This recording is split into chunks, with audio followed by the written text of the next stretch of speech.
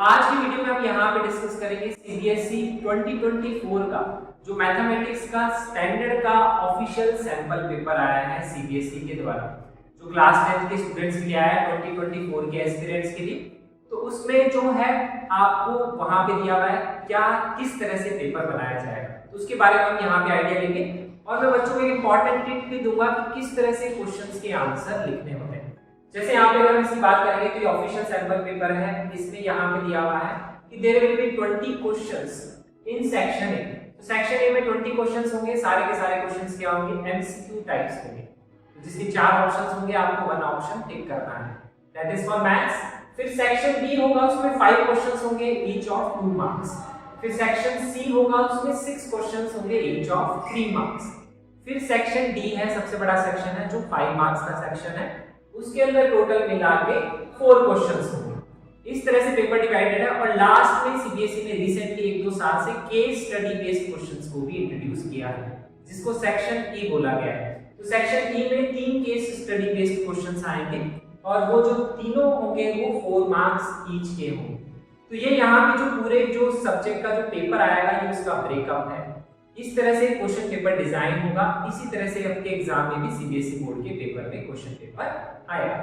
अब यहाँ पे जो ऑफिशियल सैंपल पेपर है उसके साथ में मार्किंग स्कीम भी दी जाती है सीबीएसई के द्वारा। तो मार्किंग स्कीम का मतलब ये होता है कि जो भी क्वेश्चन है आपको किस तरह से स्टेप वाइज उसके मार्क्स मिलेंगे। ये भी बहुत इंपॉर्टेंट चीज है अगर आपको मैक्सिमम स्कोर करना है सीबीएसई क्लास 10 के बोर्ड के एग्जाम में।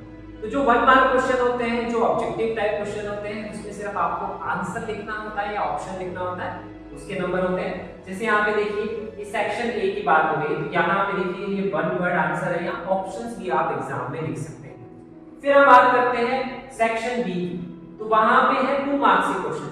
तो देखिए यहाँ पे उस सैंपल पेपर का सॉल्यूशन लिखा हुआ है और इसके साथ में सबसे इंपॉर्टेंट चीज है मार्किंग स्कीम। तो यहाँ पे स्टेप वाइज मार्क्स होते हैं। ऐसा नहीं है कि अगर आपने कुछ स्टेप मिस करोगे तो चांसेस रहते हैं कि आपके मार्क्स कट हो सकते हैं एग्जाम में।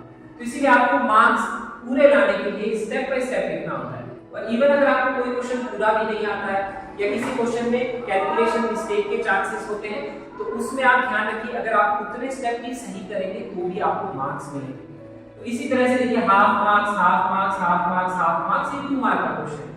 इसी तरह से जितने भी क्वेश्चन है हर क्वेश्चन में ऐसे ही मार्किंग स्कीम इंपॉर्टेंट होती है। तो जब आप पढ़ाई कर रहे हैं तो ये जरूर ध्यान रखिए किस तरह से आपको आंसर्स लिखने हैं। सिर्फ क्वेश्चन सॉल्व करने से आपको मार्क्स पूरे नहीं मिलेंगे, हो सकता है आपके मार्क्स कट हो जाए।